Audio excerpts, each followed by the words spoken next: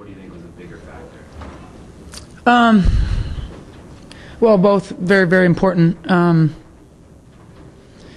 free throws, unfortunately, we can't really control a lot of that. We can try to do what we need to do defensively and move our feet, but the discrepancy is sometimes a lot out of your control in terms of what's being called on both ends of the floor. So I'll leave it at that. Rebounding we can control, and we absolutely have to do a better job.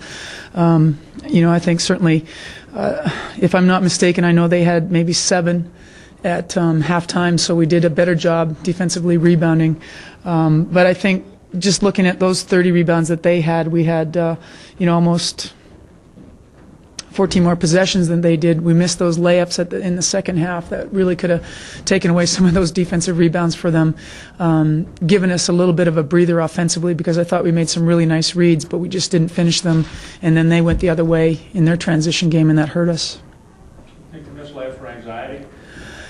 I think not so much anxiety, but just, being under that incredible pressure all game and having to, fight through arms and fight through pressure and fight through bodies hanging on you all game and finishing that. And that's what we talk to our team about every day, that's where we've got to be able to finish. That's where we've got to, practice and make sure that those things become habits for us. So as much as I don't think it's anxiety, it's just that pressure that they continually put on you. You've got to, that's why they do it, because they say to you, you got to make plays like that. And, we were that far away from making those plays and maybe eking out something, a little bit different.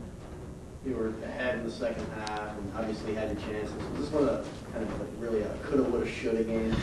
Well, Arizona State is an 11th ranked team for a reason, and they do some things very well. They have some go-to players that they have really established.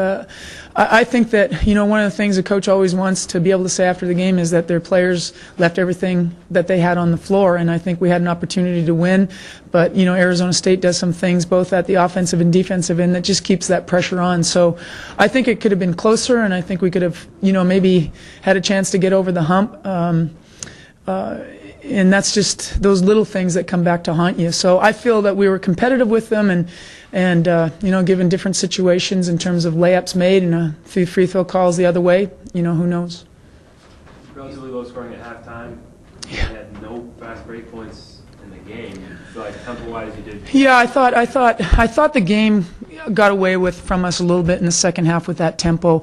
There was a stretch when they went up that we just started to run with them. We took some really, I thought, poor decisions in terms of our shots, and they went back the other way. And I think that's where they made the break, and that's where they got us on our back heels a little bit. And so, that's important for our team to recognize, that we have got to play with that discipline all through those 20 minutes of the second half.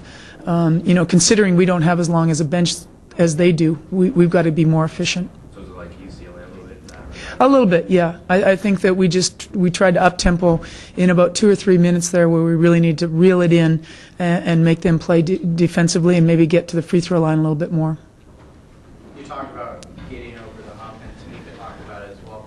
Do you think that you guys just need that opportunity, and you win one where you guys know you can do it? Does this team, are they not sure they can finish right now? I don't think it's a case of feeling that we can't finish. I think it's just a case we've got some young guards, and I think Tamika's doing an excellent job. The way she's improved, the way she's, doing her dribble jumpers and creating for other people. But sometimes there's a little bit of misunderstanding of just in terms of what the tempo and the flow is like. And I think once we understand that and get a feel for it, because it only takes 2 minutes. It only takes 2 minutes of a little bit of helter-skelter, and a team like Arizona State will create the lead and then keep that lead. So that's what we have to really try to do is get an understanding of when we need to run, when we need to stop, slow up, try to get the ball inside, try to get to the free throw line.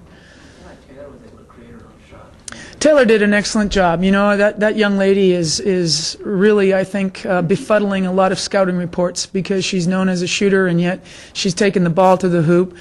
She's creating. She's taking advantage of opportunities that we can see and predict against a team that plays defense like Arizona State. And I'm just really proud of her ability to pick up things. And she's so balanced with her fundamentals, and she's always on balance, that she can create for herself, and that's really important in this league. Anything else, Chris? Just if we can just look ahead just a little bit. Yep. Now, what you have coming up, but you lost on that, but this team is gaining a little momentum. They are gaining momentum, and as we talked tonight, we just hope that we're not just satisfied with that momentum, that we've got to build that momentum to something constructive and something that is efficient to win some games. Now, obviously, we go down and play Stanford and Cal, two schools that are playing very well right now, and we just got to continue to get better and try to play our game. Certainly Stanford has some interesting elements, and they're playing very well right now, but Oregon has to be concerned about Oregon and what we're trying to do and how we're trying to get better, and keep building on some of the things and trying to iron out that understanding of tempo. And these are two great opportunities for us to do that. Anything else? Thanks.